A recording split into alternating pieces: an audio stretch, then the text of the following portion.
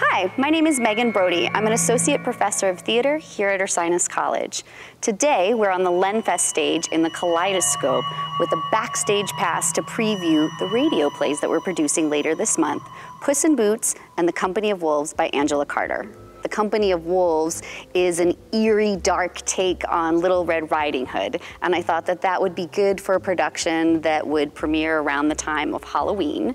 And the other is Puss in Boots, but this is not the Disney version of Puss in Boots. This is the adult version of Puss in Boots, and is a comic, farcical counterpart to the more serious and eerie undertones of The Company of Wolves. What I think is so fantastic about both of these radio plays are that Angela Carter has such a vivid imagination.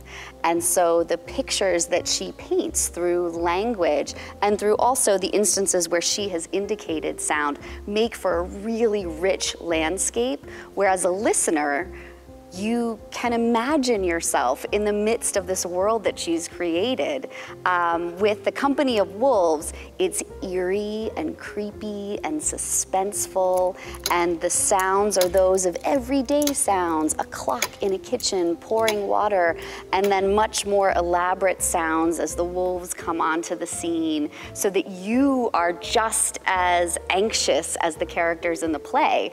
While with Puss in Boots, it's the more comic sounds, right? We have the sounds of some bed springs. We have accents of characters who are sort of over the top. We have doors slamming. We have musical accompaniment as a cat scales the side of a building, so that even if you don't notice all of the sounds, they're there to complement the story that's being told.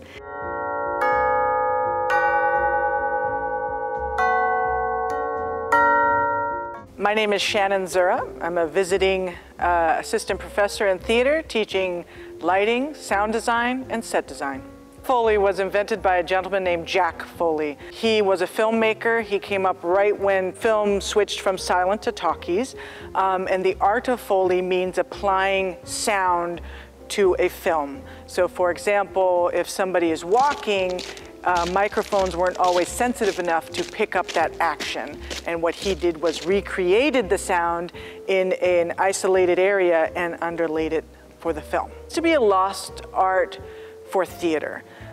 Because theater is something that happens live on stage. So we have the opportunity to see people walk. We have the opportunity to see them pour a glass of water. But when you do a radio play, you don't see any of that. So you have to work extra hard to tell the story. And if the story is someone eating a sandwich, then we want to hear those sounds of someone eating a sandwich. We want to hear the sandwich being bitten. We want to hear the fork and knife moving around. We want to hear the glass of water being poured. And that all enhances the story. For me, it's all the little things, getting a metronome to become the clock, because then I can shape time. I don't have to have 60 seconds before the next tick. I can have 40, I can have 30, I can have 90. I can slow time down, I can speed it up. I think the most enjoyable part is working with students who then lend their own creativity, who helped with building a machine called the apprehension engine that was developed for horror movies. And we've taken that, and it's a machine that is way out of our budget as a theater department, but we were able to build it. It's a $10,000 machine that our students built. My name is Naomi. I am a sophomore here at Ursinus College, so class of 2023. My major is theater design and technology, is a self-initiated major. My role in the play is in Company of Wolves, I play the apprehension engine, and in Puss in Boots, I do some of the sound effects, the Foley sound effects.